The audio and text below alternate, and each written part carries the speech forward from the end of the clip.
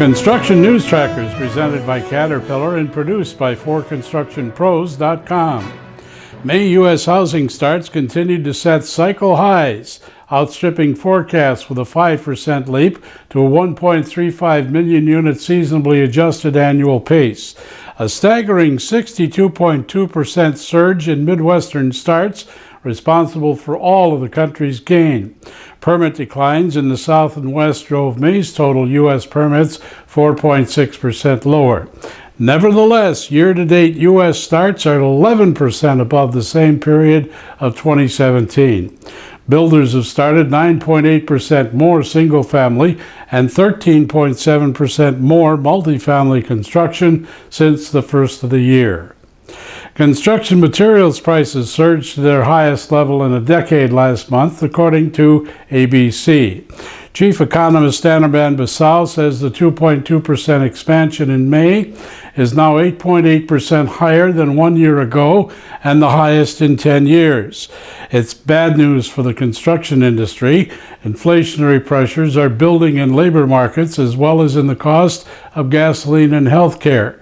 If these pressures continue, one can see real estate and construction cycles become vulnerable through higher borrowing costs as well. Policymaking has caused some construction materials prices to surge, led by metals and softwood lumber costs. The U.S. DOT has released more than $1.5 billion in grants under the Infrastructure for Rebuilding America program, known as INFRA. That's a creation of the FAST Act from 2015. 26 projects nationwide will receive the $1.535 billion to fund critical freight, highway, and bridge improvements. 18 of the 26 projects come under state DOT administration, including the following: $184 million for the Georgia Highway 400 Express Lane project, $160 million to Wisconsin for expansion of Interstate 94 between Milwaukee and the Illinois border due to the massive Foxconn plant construction, and $147 million to North Carolina for its I-95 US 70 corridor improvements. The U.S. House has approved the $3 billion Water Resources Development Act.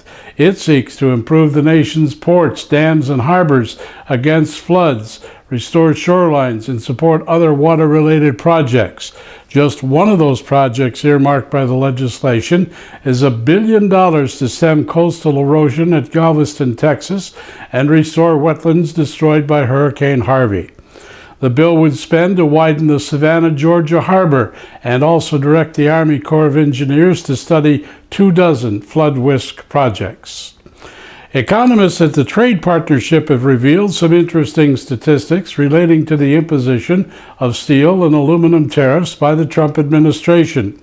While the tariffs, quotas, and retaliation would increase those industries' employment by 26,000 plus jobs over the next 3 years, net employment would be reduced by 432,747 jobs throughout the balance of the economy, leaving a total net job loss of 400,445.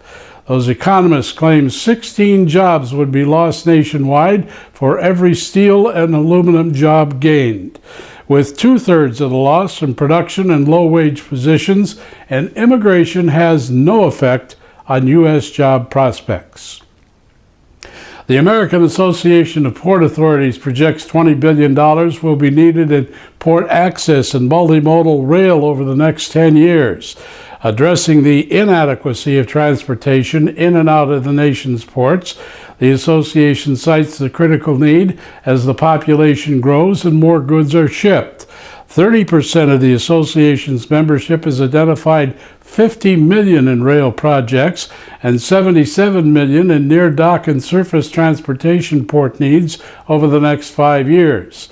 The DOT's FAST Act freight funding has allocated only $1.1 billion to multimodal projects, while some $155 billion is what's needed.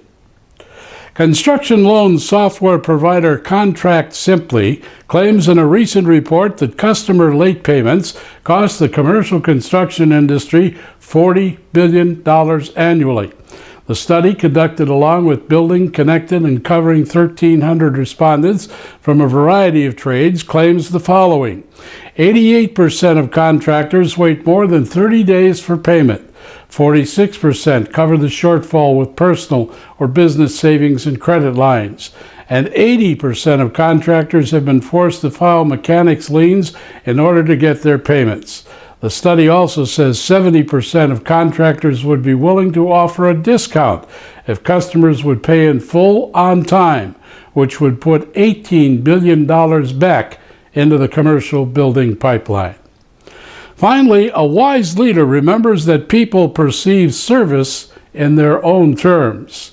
This is Construction News Tracker, looking over the industry that makes the world a better place, presented by Caterpillar and produced by 4constructionpros.com. Follow us on social media at Twitter using hashtag Construction News, YouTube at 4constructionpros, and on Facebook at /4constructionpros, as the streaming web never ends.